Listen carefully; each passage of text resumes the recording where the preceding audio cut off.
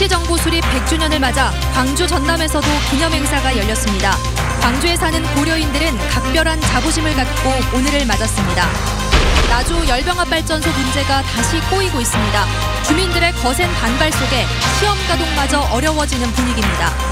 도심 속에 비둘기떼가 골칫거리로 떠올랐습니다. 민원은 쏟아지는데 마땅한 대책도 없습니다. 갑작스러운 꽃샘 추위에 냉해가 발생해 배 재배 농가들이 시름에 잠겼습니다.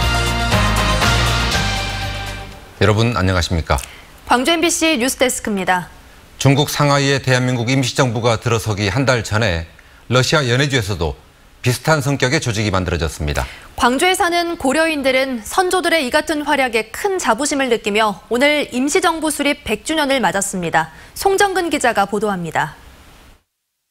대한민국 임시정부 수립 100주년인 올해 광주 월곡동 지역을 중심으로 거주하는 고려인 4만 5천여 명에게도 그 의미는 남다릅니다. 고려인의 선조들도 100년 전 연해주에서 임시정부와 비슷한 조직을 만들어 독립운동에 나섰기 때문입니다. 우리 고려인들이 이미 3.1 운동이 일어나기 전부터 대한민국 임시정부 수립을 논의하기 시작을 합니다. 이 조직의 이름은 대한국민의회. 손병일을 대통령으로 이승만을 국무총리로 한 이 조직은 중국 상해의 임시정부보다 한 달가량 먼저 생긴 대한민국 최초의 정부라 할 수 있습니다. 러시아 연해주의 대한국민의회는 중국 상해의 대한민국 임시정부에 흡수됐고 고려인들은 이들과 함께 치열한 독립운동에 나섰습니다. 식량, 의복, 의연금, 그리고 부상자들 치료 모든 활동을 헌신적으로 정말 전 민족적으로 했거든요. 고려인들의 독립운동 전시회를 비롯해 백범 기념관 등 광주와 전남 곳곳에서는 대한민국 임시정부 수립 100주년을 기념하는 행사가 열렸습니다. 대한민국 임시헌장 제1조 대한민국은 민주공화제로 한다. 제2조 대한민국은 임시정부가 임시의정원의 결의에 의하여 이를 통치한다. 대한민국 임시정부 청사가 복원돼 있는 한평에서도 독립유공자 후손들이 참석한 가운데 기념행사가 열려 선조들의 항일운동과 민주공화정 정신을 되새겼습니다. MBC 뉴스 송정근입니다. 나주 열병합발전소 가동을 둘러싸고 주민들의 반발이 다시 거세지고 있습니다.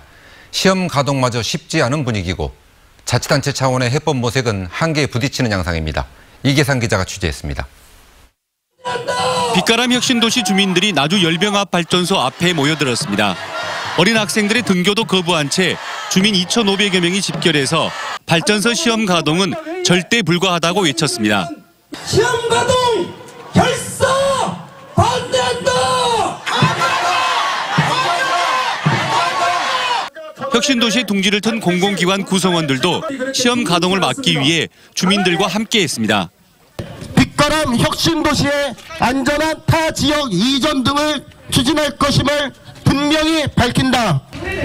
집회에 참가한 시민들은 열병합발전소 문제가 혁신도시 정조건 개선과 직결돼 있다고 판단하고 있습니다. 재작년 발전소 시험 가동 때 피부와 호흡기 질환으로 이미 고통을 받은 경험이 있기 때문입니다. 시험 가동 중이었다고 얘기를 해주셔가지고 그래서 얘가 그렇게 기관점을 알았구나 그때 알았어요. 그때 정말 안 좋았었거든요. 6차 민관협력 거버넌스에서 발전소 시험 가동을 구두 합의했던 범시민대책위원회조차도 주민 반발 기류를 거스를 수 없게 됐습니다. 여기서 시험 가동을 하지 않고도 환경영향 조사를 할 수 있는 대안이 있기 때문에 그걸 활용하자고 저희들이 누차 얘기했기 때문에 그런 대안도 한번 찾아봐야죠. 열병합발전소 문제 해결을 위한 7차 민관 거버넌스는 오는 25일로 잠정 연기됐고 최종 합의서 작성은 사실상 불가능한 방향으로 향하고 있습니다.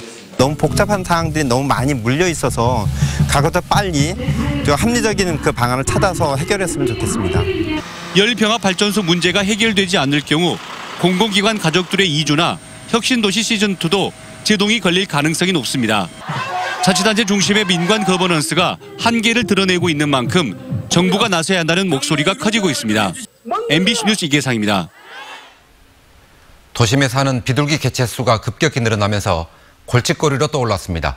아파트 베란다에까지 둥지를 틀면서 민원도 급증하는 추세지만 개체 수를 줄이거나 쫓아낼 방법이 마땅치 않습니다. 남궁욱 기자가 취재했습니다. 한 남성이 상가 건물 에어컨 실외기에 매달려 철조망을 설치하고 있습니다. 비둘기가 에어컨 실외기나 환풍구에 들어오지 못하게 하기 위해서입니다. 비둘기가 싼 배설물에서 악취가 나자 참다 못한 상인들이 설치를 의뢰한 겁니다. 천적들의 위험으로부터 몸을 피할 수 있는 공간이기 때문에 둥지를 틀었어요. 그래서 이제 거기가 살다 보면 소리도 나고 그래서 봤더니 있더라고요. 알도 있고 해가지고 다 지금 제거를 한 상태입니다. 비둘기 때문에 골치를 썩는 곳은 아파트도 마찬가지입니다. 아파트 베란다 곳곳에 비둘기 퇴치 철조망과 비둘기가 앉지 못하도록 한 플라스틱 가시를 설치했습니다. 주민들이 사비를 들여 단체로 비둘기 퇴치 철조망을 설치한 겁니다. 비둘기가 거기서 똥을 싸니까 불편한 것이죠. 왜냐하면 그것이 밑에 계단으로 율창으로 떨어지기 때문에 더럽고 또 지저분하고. 도심의 비둘기는 천적이 없고 1년에 3-4번 알을 낳을 만큼 번식력이 강한 탓에 개체 수는 점점 늘고 있습니다. 그만큼 비둘기 때문에 고통을 호소하는 민원도 늘었습니다. 광주시의 경우 지난 2016년 18건이었던 민원은 2년 만에 57건으로 3배 이상 증가했습니다. 하지만 광주시는 연 300만 원의 예산을 들여 조류기피제를 나눠주는 등의 방식으로만 문제를 해결하려 하고 있습니다. 조류기피제를 좀 더 저희가 이렇게 홍보를 해서 많이 이용하실 수 있도록 그렇게 조치하는 것이 지금 현재로서는 가장 좋은 방법이 아닐까 그렇게 생각합니다. 전문가들은 비둘기 배설물에 있는 살모넬라균 등이 사람에게 옮겨 식중독 같은 병을 일으킬 수 있는 만큼 자치단체의 체계적인 관리가 필요하다고 지적합니다. 비둘기들이 한 곳으로 모일 수 있게 만든 이후에 거기에서 관리를 하는 기법으로 비둘기 개체 수를 줄이는 방법, 비용은 많이 들겠지만 또 경우에 따라서는 피임제들을 살포를 해서 비둘기들이 더 이상 증식하지 못하도록 누르는 그런 방법들도 사용을 할 필요가 있습니다. 지난 2009년 유해조류로 지정된 비둘기. 평화의 상징으로 환영받던 비둘기가 이제는 도심의 애물단지로 전락해 시민들에게 고통을 주고 있습니다. MBC 뉴스 남궁욱입니다. 한창 꽃피는 시기에 불어닥친 꽃샘추위에 배 재배 농가가 냉해를 입었습니다. 한 해 농사를 망치지 않을까 농민들이 걱정하고 있습니다. 보도에 문형철 기자입니다. 봄 기운을 머금은 백꽃이 과수원을 하얗게 뒤덮었습니다. 겉으로는 멀쩡해 보이지만 속을 들여다보니 정상적인 꽃과는 달리 암술과 씨방이 검게 변해 있습니다. 최근 새벽 기온이 영하 3도까지 떨어지면서 냉해 피해를 입은 겁니다. 수술은 살아있는데 암술하고 씨방은 얼어서 썩었어요.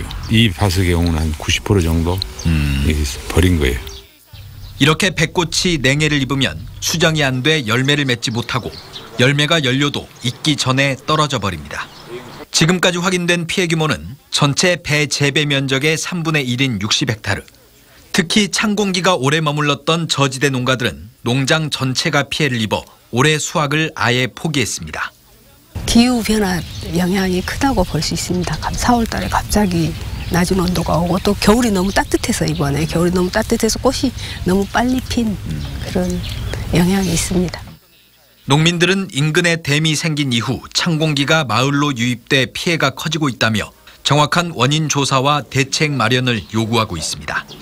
찬 기류를 외부로 환기시키는 그런 어떤 시설이 좀 지원이 되면 좀 이런 피해가 앞으로 좀 줄어들지 않을까 그런 생각이 듭니다.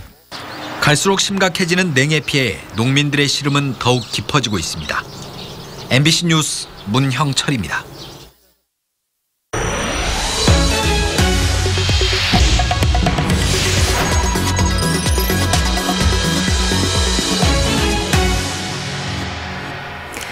마을 주민들이 이용하던 도로 한가운데 11층짜리 건물을 짓는 공사가 진행되고 있습니다. 관할 자치단체가 땅을 팔아서 생긴 일이라는데요. 주민들의 반발이 거셉니다. 박광수 기자가 취재했습니다. 여수 국동 어항 부근 원도심 마을입니다. 차단막에 둘러싸인 공사장이 마을을 둘로 나눠버렸습니다. 문제는 마을을 가로질렀던 골목길까지 신축 건물이 완전히 끊어버리게 된다는 것. 확인해보니 이 도로는 이미 지난해 초 용도가 폐지되고 건설업체에 매각된 상태였습니다. 주민들은 50년간 요긴하게 이용해온 마을 안길이 하루아침에 사라져버렸다며 분통을 터뜨립니다. 저희는 다닐 곳이 없어요 지금. 제가요. 우리 세대가 다닐 데가 없어. 아이고 이렇게 뺑 돌아야 돼. 그러면 이 길로 이렇게 뺑 돌아야 되잖아요. 이 더운 여름이고 겨울이고 추울 때는 안 그래요. 여수시는 국토교통부의 국유재산 관리 규정에 비춰 행정 절차상의 하자는 없다는 입장입니다. 직접적인 재산권 침해가 발생하는 경우에만 동의를 구할 의무가 있다는 겁니다. 또 주민들에 대한 통보 절차의 의미로 당시 해당 동에 보냈던 협의 공문을 제시합니다. 기일을 정해서 회신이 없으면 좀 별 다른 의견 없는 걸로 저희들은 보통 간주체를 하거든요. 하지만 주민들은 협의나 소통 의지가 전혀 없는 요식 행위일 뿐이었다고 반박합니다. 나중에서 공사가 들어오고서 공사를 한 거예요. 네. 그러니까 전혀 이제 저희들은 몰라. 그래서 이제 조사를 해보니까 이렇게 된 사실을 인정한 거예요. 사업자 측도 민원에 당혹해하며 우회도로 조성 등을 대안으로 진화에 나서고 있지만 도로가 없어지는 불편함에 행정에 대한 불만까지 겹친 주민들의 반발은 잦아들지 않고 있습니다. MBC 뉴스 박광수입니다. 민간공원 개발 방식에 대해 토지 소유자와 광주시가 입장차를 좁히는 데 실패했습니다. 민간공원 2단계 사업 철회를 위한 비상대책위원회는 이용섭 시장과 면담을 갖고 토지 소유자들의 희생을 전제로 한 민간공원 개발 방식에 반대한다며 사업 철회를 촉구했습니다. 이에 대해 이 시장은 이미 많이 진행된 사업을 철회할 수가 없다며 토지 소유자들이 피해를 보지 않도록 최선을 다하겠다고 말한 것으로 전해졌습니다. 장애인 활동 지원 서비스 판정을 현실화하라고 요구하며 장애인 단체 회원들이 국민연금공단 광주본부 사무실을 점거했습니다. 광주 전남 장애인 자립생활센터 협의회원 30여 명은 국민연금공단이 현실에 맞지 않는 장애 등급 판정을 하고 있다고 주장하며 광주 지역 본부 사무실에서 점거 농성에 들어갔습니다. 이들은 국민연금공단이 장애 등급 판정을 제대로 해줘야 장애인 활동 지원 서비스를 이용할 수 있다며 요구가 받아들여질 때까지 점거 농성을 이어갈 계획이라고 밝혔습니다. 코넬 사무총장을 비롯한 국제수영연맹 대표단 6명이 이틀간의 일정으로 광주를 방문해 경기장 시설 점검과 대회 운영 전반에 대한 세부 사항을 조율했습니다. 국제수영연맹은 특히 세계 각국에서 대회 입장권 구매 문의가 잇따르고 있다며 원활한 입장권 판매를 위한 시스템 마련과 수송 서비스에 만전을 기해달라고 요청했습니다.